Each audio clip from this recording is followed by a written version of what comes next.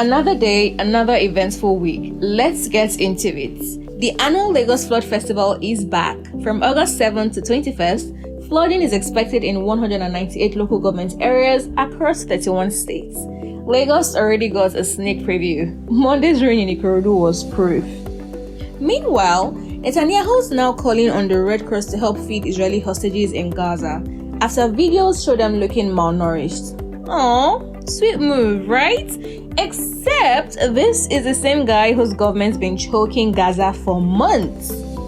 Over in Techland, it's like all the big apps had a group chat and decided, how do we shake things up and stress people?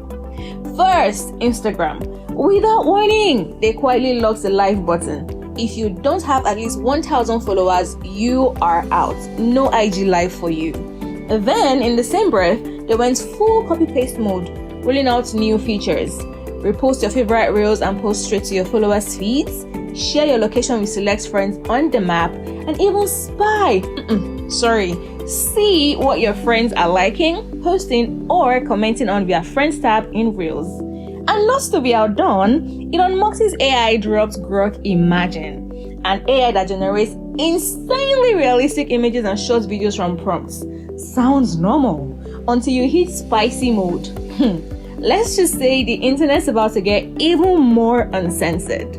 That's it from me. See you same time next week. Au revoir.